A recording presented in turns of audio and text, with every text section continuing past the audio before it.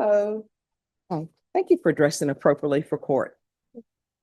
All right, the court is calling 2025 CR 00691, State versus Amber Marino. Can I have parties announced? Lauren Espinoza for the state. And are you Miss Marino? Yes. Counsel, have you received all discovery? Did you review it with your client? I did. Court will find that the state is in compliance with discovery. Ms. Marino, did you review the application for deferred adjudication with your attorney? Yes. Did you understand it and sign it? Yes. Did you review the true bill of indictment with your attorney? Did you understand it? Yes. Counsel, are you waiving the reading of the indictment? I am, Your Honor. State, are you proceeding on the indictment as presented? Yes, Your Honor. Ms. Marino, did you review court admonishments with your attorney? Yes. Did you understand it and sign it in all the appropriate places? Yes. You're charged with criminal mischief, $2,500 to $30,000. That's a state jail felony. Range of punishment is anywhere from 180 days up to 2 years in the state jail facility and up to a $10,000 fine. If you have a plea with the state, the court does not have to follow your plea. If for any reason the court does not follow your plea and gives you more than you bargained for, the fact that you entered a plea will not be used against you and you will be allowed to withdraw your plea. Did you understand? Yes. You have a right to jury trial, a right for you or your attorney to cross-examine and confront any witnesses. The state will call in the right to remain silent. By entering into this plea, you're giving up those rights. Did you intend to give up those rights and enter into a plea in this case? Yes. Did you understand if the court were to grant your application for deferred adjudication, if for any reason your deferred adjudication were revoked, the court could find you guilty, sentence you up to 2 years in the state jail? Yes, she has, Your Honor. Do you believe she has a rational as well as a factual understanding of the charges against her? I Do you do. believe she's currently competent and was legally sane at the time of the offense? Yes, I do. Ms. Moreno, has anyone threatened you, coerced you, or placed you in fear to get you to enter this plea? No. Anyone promised you anything other than the plea? No. Are you satisfied with the way you've been represented? Yes. Are you a U.S. citizen? Yes. Court will find that defendant has knowingly and voluntarily waived her right to jury trial. Did you review the plea bargain page with your attorney? Did you understand it? Yes. According to the plea bargain agreement, there's to be a $1,000 fine probated. The state is recommending deferred adjudication. There's to be restitution to the complainant in the amount of $1,764.08. Did you understand that to be the plea? Yes. Defense? Yes. State? Yes, Your Honor. Can it just be noted that this restitution has to be split amongst 3 co-defendants? So I guess joint and several liability for that restitution amount? All right. So here's the thing with that, and I think your attorney probably explained it to you. If there are other people who are part of this, all of you owe that amount. Yeah. If for some reason, if it's involving let's say it's involving a total of 3 people. I don't know how many people that are alleged. If 2 people decide they're not paying it, then you have to pay the entire amount. Do you understand? Yes. So I know that sometimes when people enter pleas, they in their mind, they'll say, oh, let me divide this restitution amount among 3 people, and then I only owe that amount. Do you understand? Mhm. Now, if the other parties are paying their sum, the person that's owed this money, they're not going to be able to get $1,764.08 from everyone. It's just, that's the total amount. Do you understand? Yes. All right. Does that clear everything up, State? Yes. All right. Did you review the waiver of appeal paragraph with your attorney? Did you understand it and sign it in both places? Yes. Did you understand by signing that you're waiving your right to appeal? The only items that can be appealed are written pretrial motions that have been filed, heard, and ruled upon by the court. Did you understand? Yes. Counsel, have there been any such motions? Outside the agreement, the state is requesting that your community supervision be for a term of 4 years. There be a TAP evaluation, 100 hours of community service restitution, no contact with. Did you understand those were recommendations from the state and the court does not have to follow those recommendations? Yes. Then to the offenses charge, how do you plead? Guilty, not guilty, or no contest? Yes. State, any evidence? Yes, state offers what has been marked as State's Exhibit 1. No objections, Your Honor. All right, did you, oh, and state you may be excused. You're welcome. Did you review the waiver and stipulations with your attorney? Did you understand it and sign it in all the appropriate places? Yes. Again, did you understand you have a right to jury trial, a right for you or your attorney to cross-examine and confront any witnesses the state would call in the right to remain silent? Yes. Did you understand that today the state will be presenting evidence in the form of witnesses' statements and police reports, but most importantly, there will be no live testimony? Did you understand? Yes. Court will find that defendant has knowingly and voluntarily waived and consented to stipulation of testimony and stipulations.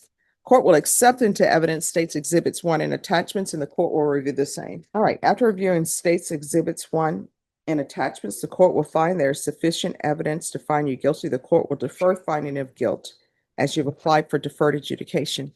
Are you proceeding with sentencing? Anything you wish to say on behalf of your client? Yeah, we spent a lot of time yesterday, going over everything, and she's agreed to accept responsibility. At time to plead guilty, and I suggested to her to plead guilty, because she is guilty, rather than try to hide behind a no contest plea. So that really demonstrates an acceptance of responsibility. A situation where she was just overwhelmed by what was going on in her life, and something snapped yesterday. I really characterize this as average behavior. She's never been in trouble before, 22 years old. So we asked the court to give her a chance on deferred and follow the plea agreement. Okay, you say she's 22? All right. So let me ask you, who is Roman Villarreal to you? That's my boyfriend. All right. And your relationship to Valerie Marino? That's my sister. All right. And how old is your child? She's 3. 3? Mhm. All right. So let me explain something. And this is what I would always tell my clients who are on the CPS side, right? When people have a child together, that's the person you chose to have a child with, right? It's very important that you're able to co-parent, because even though you're no longer with that father and maybe you've moved on with someone else, your child still needs to see what healthy relationships are. And I know your attorney is saying this is out of character, but if you can just internalize and think about how your child was feeling with all these adults, these grown people just screaming. And this is what I've learned. And you've done family violence cases. This is what I'm sure your attorney has probably told you. If he hasn't, I'm going to tell you. During child exchanges, unless this is like a Hallmark movie, don't bring your significant other with you for a child exchange. I have never seen that work out well. So by the same token, if the father of your child is coming to pick up his child, he shouldn't be bringing his girlfriend with him. And if you're going to pick up your child, you shouldn't be bringing your boyfriend or new husband or whoever it is with you, because tensions just rise. And if there's an issue where people are concerned about their safety during custody exchanges, that's when you say we're going to meet at a substation or meet at the police. You understand? Yes. But from reading everything, I see that there were issues going on, and maybe the child needed help and all of these other health issues going on. So the $1,000, how much are you able to pay per month towards that? And here's the thing, give me a reasonable number, because sometimes people think I want to hear, oh, I'll be able to have $1,000 in 20 days. If that's not you, that's not you. It's just that I'm going to be placing you on deferred adjudication. I'm going to grant your application, but you're going to need to be able to let the state know, and I'm sorry, the probation officer know how much reasonably you can pay a month, because this has to be paid off. And since one person is your sister, the other one is your boyfriend, you know, usually your mother will say, hey, you better help your sister pay this off. So reasonably, what do you think you can pay per month towards this amount? I can do 100. Okay. All right. And was CPS involved at all? No, Judge. All right. This is what the court is going to do. The court is going to sentence you to 3 years deferred adjudication. Are you employed? No. All right. So how are you supporting yourself? Well, I'm getting child support, and Mhm. my boyfriend will be the one to financially. Okay, here's the thing that, as a side note, you never know if a boyfriend is going to be around for the long haul. You never know if somebody has a girlfriend, if they're going to be around for the long haul. So you need to be able to say, because you have a child, you need to be able to say, you know what? If he were to leave, how am I going to support myself? Will I be able to provide a roof over the head for me and my child? You understand? Yeah. So you have to calculate that. All right. In this court, I require that people have employment. All right. So there's to be regular reporting by Zoom or in person, regular random UAs, proof of employment within 45 days. There's to be no employment as a home health care provider or with minors. There's to be restitution of $1,764.08 to the complainant. Are you all able to do child exchanges at a location different from this location? She'll have to answer that, Judge. I don't know how she's doing that now. We're doing exchanges at the police station on Sassamon. Okay, all right, so for now, you can't have contact with that specific address. State and the complainants don't want her back at the address, correct? All right, so you can't have any contact at that address. If there's an emergency that comes up with your child and it's at that address, then you'll probably have to call the police or somebody for a welfare check. Your attorney will let you know what to do in that situation, okay? Okay. So there's to be no contact with the location. And at some point, if things go well, the complainants may decide that it's okay for you to have contact at that location. All right, there's 100 hours of community service restitution. I'm going to order anger management. Once you've completed anger management, 50 of those hours will be deemed satisfied, and the remaining 50 hours will be satisfied once you've completed parenting classes, and I'm going to order parenting classes. Field visits 1 time per month for 3 months. And there's $1,000 fine, and that will be probated. And restitution is to be paid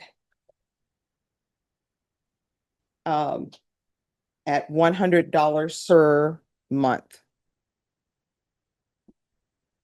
Probation, is there anything else? No, there wasn't a request for a no contact with him, just the address. I have one more thing, Judge. Yes.